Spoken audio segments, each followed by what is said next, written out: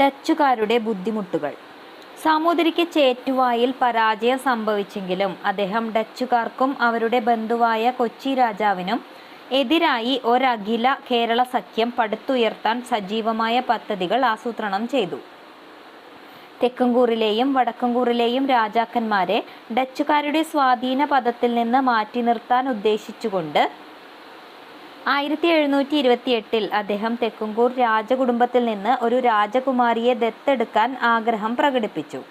ഡച്ചുകാർക്കെതിരായി വിഭാവനം ചെയ്ത ആ അഖില കേരള സഖ്യം ആവതും നേരത്തെ രൂപവൽക്കരിക്കണമെന്ന് അഭിപ്രായപ്പെട്ടുകൊണ്ട് അദ്ദേഹം കായംകുളം മുതലായ രാജ്യങ്ങളിലേക്ക് ദൂതന്മാരെ അയക്കുകയും ചെയ്തു.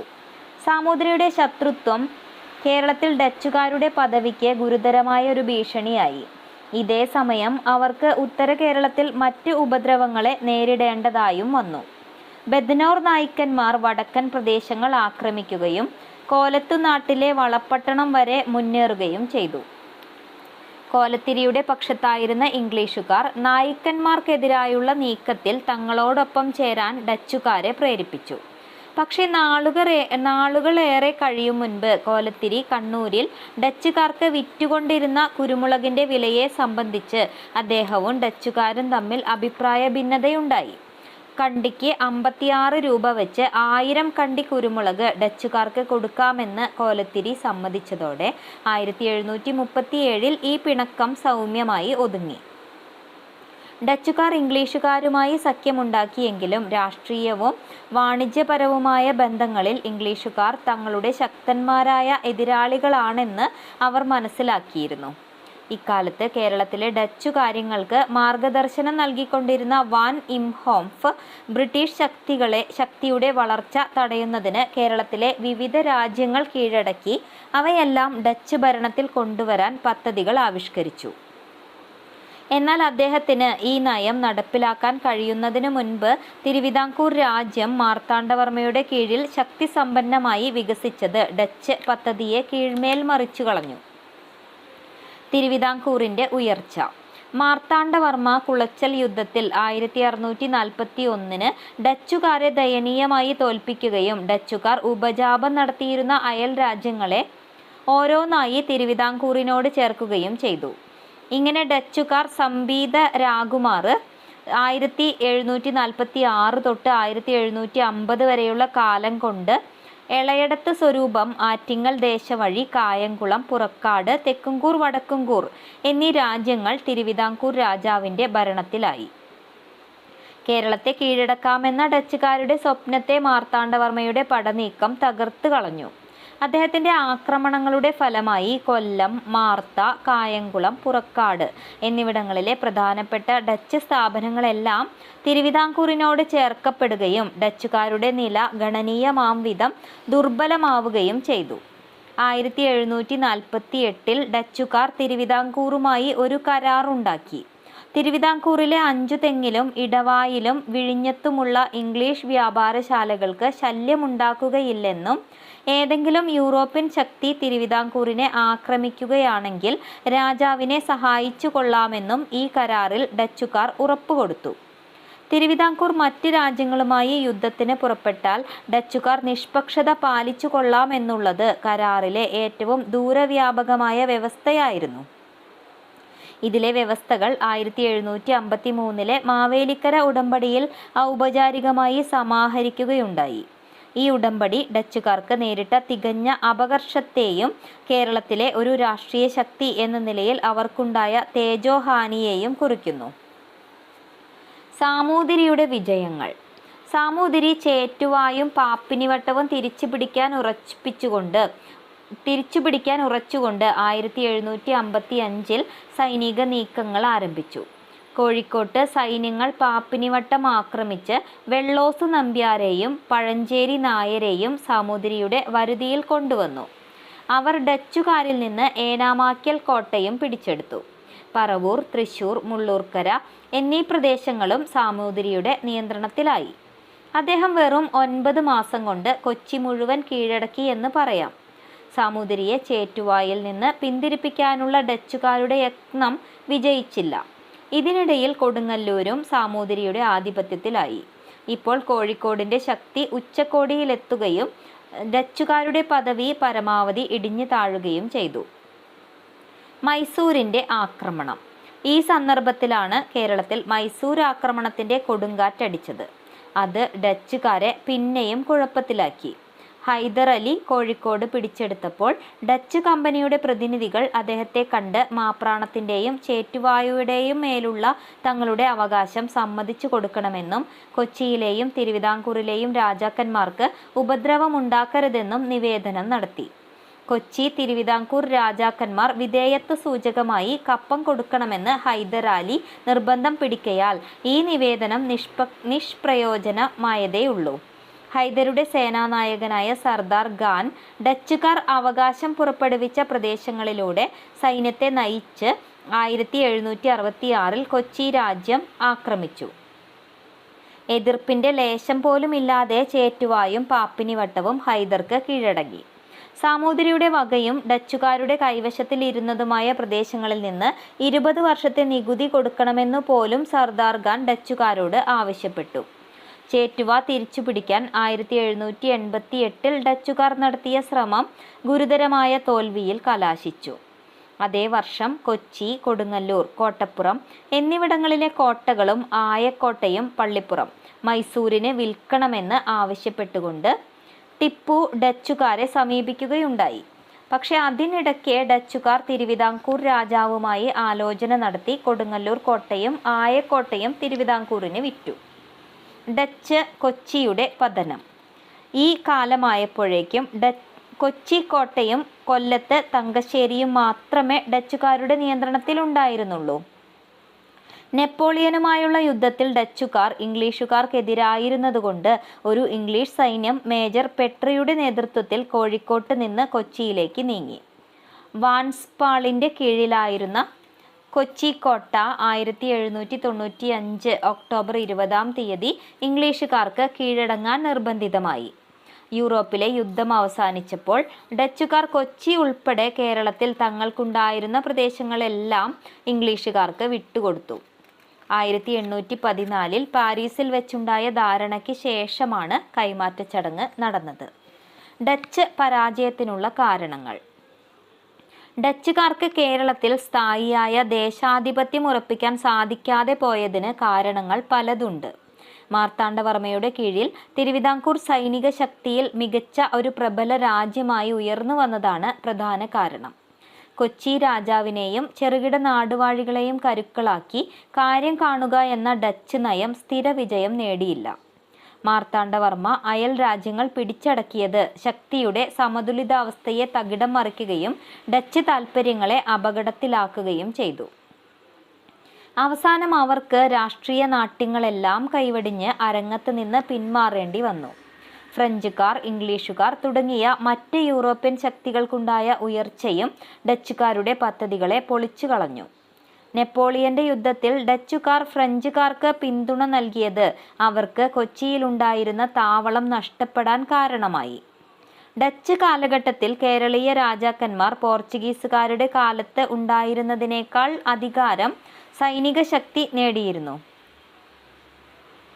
ഡച്ച് കാലഘട്ടത്തിൽ കേരളീയ രാജാക്കന്മാർ പോർച്ചുഗീസുകാരുടെ കാലത്ത് ഉണ്ടായിരുന്നതിനേക്കാൾ അധികം സൈനിക ശക്തി നേടിയിരുന്നു. വിദഗ്ധരായ യൂറോപ്യന്മാർ തന്നെ ഏതദ്ദേശീയ സൈന്യങ്ങൾക്ക് പാശ്ചാത്യ രീതിയിൽ പരിശീലനം നൽകുകയുണ്ടായി. അഡ്മിറൽ ഡിലനോയ് ആയിരുന്നു മാർത്താണ്ഡവർമ്മയുടെ പടയാളികൾക്ക് ശിക്ഷണം നൽകിയതും അവരെ പുതിയ മട്ടിൽ ആയുധങ്ങൾ അണിയിച്ചതും.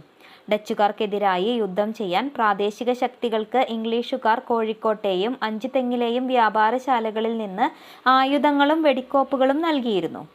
1725 മാഹിയിൽ താവളമുറപ്പിച്ച ഫ്രഞ്ചുകാരും ഇതുതന്നെ ചെയ്തു. കടലിൽ ഇംഗ്ലീഷുകാർക്കും ഫ്രഞ്ചുകാർക്കുമായിരുന്നു മേൽക്കൈ. അതുകൊണ്ട് അവർ ഇവിടത്തെ രാജാക്കന്മാർക്ക് ആയുധങ്ങൾ എത്തിച്ചു കൊടുത്തത് തടയാൻ ഡച്ചുകാർക്ക് കഴിയാതെ പോയി. ഈ സാഹചര്യങ്ങളിൽ അവർക്ക് കേരളക്കരയിൽ ഏറെക്കാലം പിടിച്ചു നിൽക്കാൻ തരമായില്ല. പോർച്ചുഗീസുകാരെ തോൽവിയിലേക്ക് നയിച്ച ഭരണപരമായ പിടിപ്പുകേടും സന്മാർഗഭ്രംശവും തെറ്റായ ആഭ്യന്തര നയങ്ങളിൽ നിന്ന് ഉയർന്നു വന്ന ജനദ്വേഷവും ഡച്ചുകാരെ ബാധിച്ചിരുന്നില്ലെന്ന വസ്തുത ഇവിടെ വ്യക്തമാക്കിക്കൊള്ളട്ടെ. ഭരണപരമായും മറ്റുമുള്ള കാര്യങ്ങളിൽ ഡച്ചുകാർ പോർച്ചുഗീസുകാരേക്കാൾ ഉയർന്ന നിലവാരം പുലർത്തിയിരുന്നു. യഥാർത്ഥത്തിൽ ഡച്ചുകാരുടെ നിയന്ത്രണത്തിനതീതമായ രാഷ്ട്രീയ സംഭവ വികാസങ്ങളാണ് അവരുടെ പരാജയത്തിന് ഇടയാക്കിയത്. ഡച്ചുകാരുടെ ഭരണഭീതി. ഡച്ചുകാർ അവരുടെ ആധിപത്യത്തിലുണ്ടായിരുന്ന പ്രദേശങ്ങളിൽ നല്ല രീതിയിലായിരുന്നു ഭരണം നടത്തിയത്. അത് പോർച്ചുഗീസുകാരുടെ സഹദോഷം കലർന്ന നാടുവാഴിത്ത ക്രമമനുസരിച്ചുള്ളതായിരുന്നില്ല. ശിക്ഷണരാഹിത്യത്താലോ അഴിമതിയാലോ വികലമല്ലായിരുന്നു അവരുടെ ഭരണം. ഇവിടെ വന്ന ഡച്ച് ഉദ്യോഗസ്ഥന്മാർ സാമർത്ഥ്യവും സ്വഭാവശുദ്ധിയുമുള്ളവരായിരുന്നതുകൊണ്ട് ഭരണം സമർത്ഥമായി നിർവഹിച്ചിരുന്നു. ഇന്ത്യയുമായുള്ള വാണിജ്യത്തിൽ ഏർപ്പെട്ടിരുന്നവരും വിവിധ താൽപ്പര്യങ്ങളെ പ്രതിനിധാനം ചെയ്യുന്നവരുമായ 17 ഡയറക്ടർമാരുടെ സമിതിയായിരുന്നു ഡച്ച് കമ്പനിയുടെ ഭരണം നടത്തിപ്പോന്നത്. ബത്തേവിയയിലെ ഗവർണർ ജനറൽ ഇൻ കൗൺസിലിന്റെ മേൽനോട്ടത്തിലായിരുന്നു പൗരസ്ത്യ ദിക്കിലെ ഡച്ച് പ്രദേശങ്ങൾ. കൊച്ചി ആസ്ഥാനമാക്കിക്കൊണ്ട് ഒരു ചീഫ് കമാൻഡിയറും കൗൺസിലുമാണ് കേരളത്തിലെ അവരുടെ സ്ഥലങ്ങൾ ഭരിച്ചു വന്നത്. കമാൻഡിയറുടെ അടുത്ത പദവിയിലുള്ള ഒരു ചീഫ് അഡ്മിനിസ്ട്രേറ്റർ കമ്പനിയുടെ വാണിജ്യ കാര്യങ്ങൾക്ക് മേൽനോട്ടം വഹിച്ചിരുന്നു. കേരളത്തിൽ ഡച്ചുകാരുടെ ഭരണപ്രവർത്തനങ്ങൾ രാഷ്ട്രീയം, സൈനികം, പൗരോഹിത്യ കാര്യം എന്നിങ്ങനെ കൃത്യമായി വിഭജിക്കപ്പെട്ടിരുന്നു. രാഷ്ട്രീയമായ ഭരണകാര്യങ്ങളിൽ പെട്ടതായിരുന്നു മറ്റ് പലതിൻ്റെയും കൂട്ടത്തിൽ വ്യാപാര താൽപ്പര്യങ്ങളുടെ സംരക്ഷണം. പല തട്ടിലുള്ള ഉദ്യോഗസ്ഥന്മാരുടെ സഹായത്തോടുകൂടി കമാൻഡിയറും കൗൺസിലും ചേർന്നായിരുന്നു രാഷ്ട്രീയ കാര്യങ്ങളുടെ ഭരണം നടത്തിയത്. ഉദ്യോഗസ്ഥന്മാർക്ക് ശമ്പളം കൊടുക്കുന്നതിൽ ഡച്ചുകാർ പോർച്ചുഗീസുകാരെ പോലെ ആയിരുന്നില്ല. ശമ്പളം കൃത്യമായി തന്നെ കൊടുത്തുപോന്നു. അവസാന ഘട്ടമൊഴിച്ചാൽ കേരളത്തിലെ ഡച്ചുകാരുടെ സാമ്പത്തിക നില ഭദ്രമായിരുന്നു. അവർ വിശ്വാസ്യമായി കണക്കുകൾ സൂക്ഷിക്കുകയും ചെലവിനങ്ങളിൽ പരമാവധി മിതവ്യയം പാലിക്കുകയും ചെയ്തു. കമാൻഡിയർക്കും ചീഫ് അഡ്മിനിസ്ട്രേറ്റർക്കും സ്വകാര്യ വാണിജ്യം നടത്താൻ അവകാശമുണ്ടായിരുന്നു. ഡച്ചുകാരുടെ സൈന്യ വിഭാഗം അവർക്ക് വലിയൊരു ഭാരമായിരുന്നില്ല.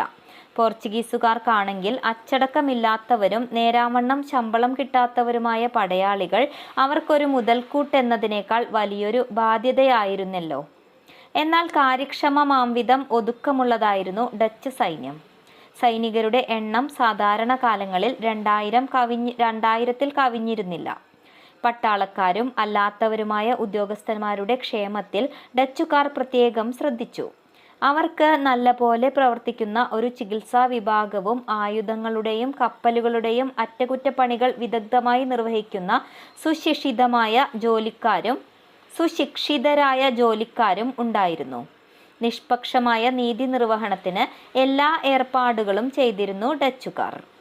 അവരുടെ സ്വാധീനത്തിലായിരുന്ന തീരപ്രദേശങ്ങളിൽ കുഷ്ഠരോഗ ചികിത്സയ്ക്ക് വേണ്ട സൗകര്യങ്ങൾ അവർ ഏർപ്പെടുത്തി. പള്ളിപ്പുറത്ത് ഒരു കുഷ്ഠരോഗ ചികിത്സാലയം സ്ഥാപിക്കുകയും ചെയ്തു. ജനങ്ങളോടുള്ള ഡച്ചുകാരുടെ സമീപനം സഹിഷ്ണുതയുടെയും വിശാല മനസ്കതയുടെയും അടിസ്ഥാനത്തിലുള്ളതായിരുന്നു. അവരുടെ ഭരണം കൂട്ടക്കൊലകളാലോ മനുഷ്യത്വഹീനമായ മറ്റ് ക്രൂരപ്രവൃത്തികളാലോ ഒരിക്കലും മലിനമായിരുന്നില്ല. പരമാവധി ലാഭം കിട്ടുമാറ് വാണിജ്യം തുടർന്നു കൊണ്ടുപോകുന്നതിലായിരുന്നു ഡച്ചുകാർ പ്രധാനമായും ശ്രദ്ധിച്ചത്. ഡച്ച് കമ്പനിക്ക് വാണിജ്യ കാര്യങ്ങളിൽ കയറ്റുമതിക്കും ഇറക്കുമതിക്കും വെവ്വേറെ 2 മണ്ഡലങ്ങൾ ഉണ്ടായിരുന്നു. അവർ പഞ്ചസാര, ചെമ്പ്, തകരം, ഈയം, കർപ്പൂരം, പട്ട് മുതലായവ ഇറക്കുമതി ചെയ്തു. കുരുമുളകായിരുന്നു കയറ്റുമതിയിലെ പ്രധാനപ്പെട്ട ഇനം.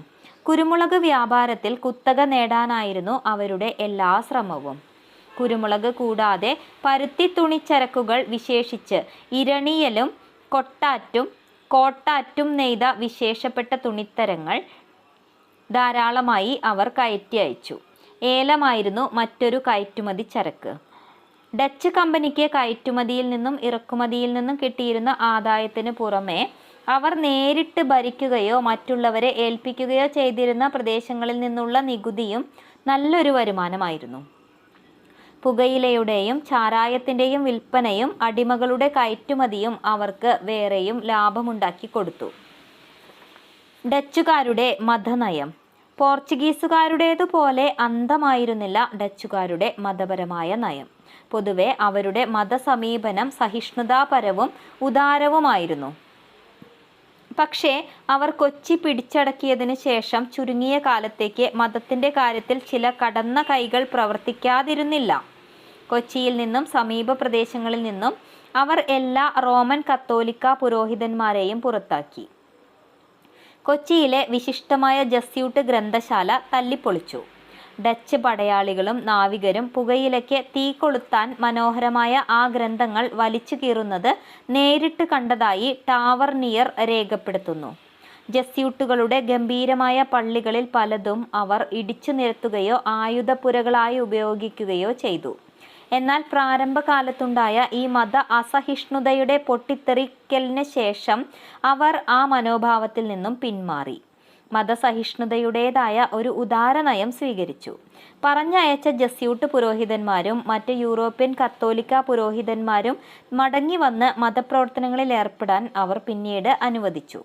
എറണാകുളത്ത് ചാത്തിയാത്ത് എന്ന സ്ഥലത്ത് ഒരു പള്ളി നിർമ്മിക്കാൻ അവർ 1673 കാർമലൈറ്റ് പുരോഹിതന്മാർക്ക് അനുമതി നൽകി.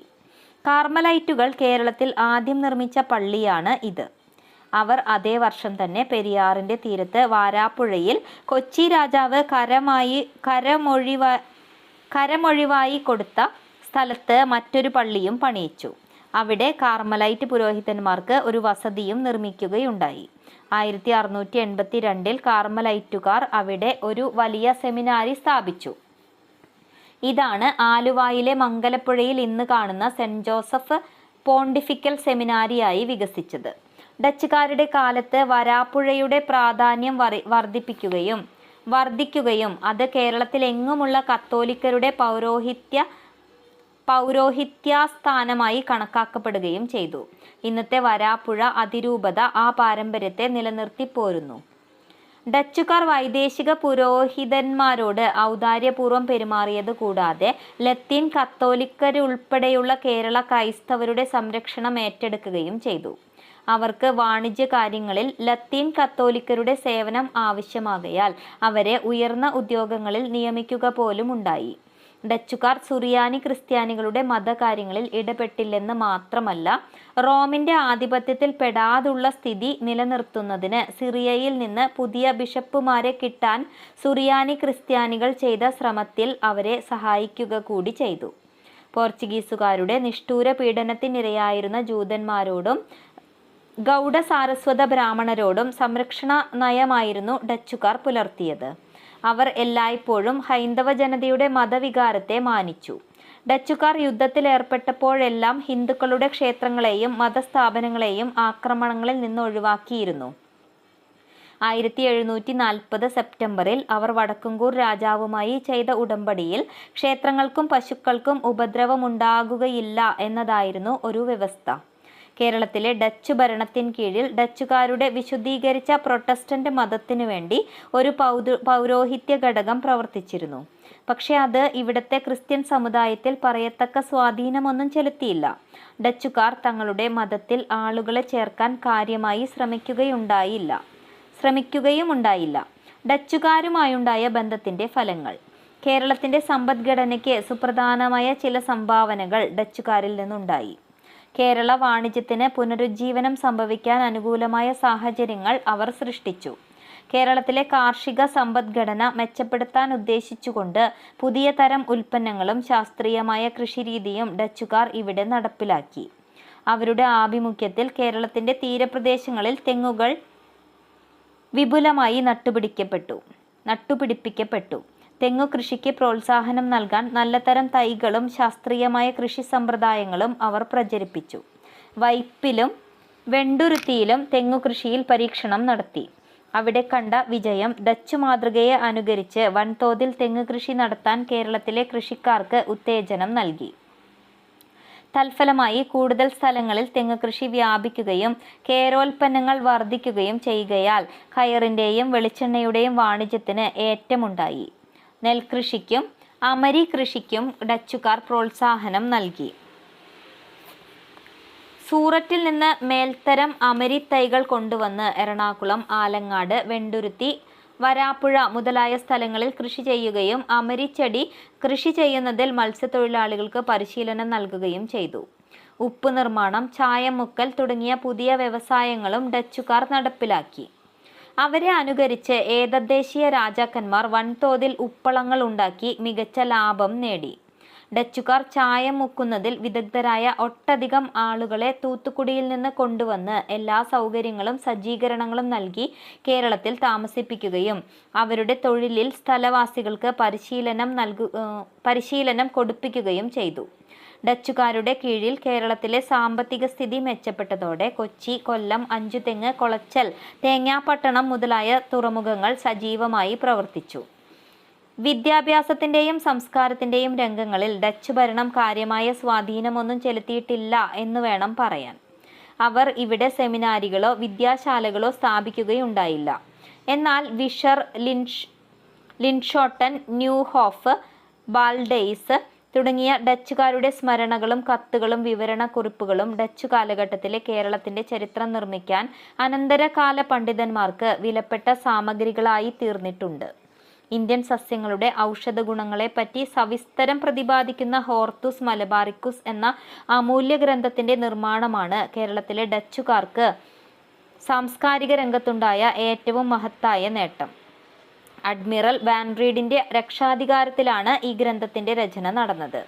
ഇതിൻ്റെ നിർമ്മാണവുമായി ബന്ധപ്പെട്ടവരിൽ മാത്യൂസ് എന്ന കാർമലൈറ്റ് സന്യാസിയുടെയും രംഗഭട്ട്, അപ്പുഭട്ട്, വിനായകഭട്ട് എന്നീ ഗൗഡ സാരസ്വത ബ്രാഹ്മണരുടെയും ഇട്ടി അച്യുതൻ എന്ന ഈഴവ വൈദ്യൻ്റെയും പേരുകൾ വിശേഷ പരാമർശം അർഹിക്കുന്നു. അനേകം വർഷങ്ങൾ നീണ്ടുനിന്ന ആത്മാർപ്പണപൂർവകമായ പ്രയത്നത്തിൻ്റെ ഫലമായി പൂർത്തിയാക്കപ്പെട്ട ഈ വിശിഷ്ട ഗ്രന്ഥം ഭംഗിയായി വരച്ച 794 ചിത്രങ്ങളോടുകൂടി 1678-നും 1703-നും ഇടയ്ക്ക് 12 വാല്യങ്ങളായി ആംസ്റ്റർഡാമിൽ നിന്ന് പ്രസിദ്ധപ്പെടുത്തി. ഈ ഗ്രന്ഥത്തെക്കുറിച്ച് വൈറ്റ് ഹൗസ് ഇങ്ങനെ പറയുന്നു: ഇത്രമേൽ ശ്രദ്ധ ചെലുത്തി രചിക്കപ്പെട്ട ഈ വിധമൊരു ഗ്രന്ഥത്തിനു വേണ്ടി പ്രസിദ്ധീകരണത്തിന് മുൻപ് എത്രയോ ധനം ചെലവായിട്ടുണ്ടാവണം. ഇതിൻ്റെ രചയിതാക്കൾക്കും ഇത് രചിക്കപ്പെട്ട നാട്ടിനും ഈ ഗ്രന്ഥം യശോഭൂഷണം അണിയിച്ചു കൊടുക്കുന്നു.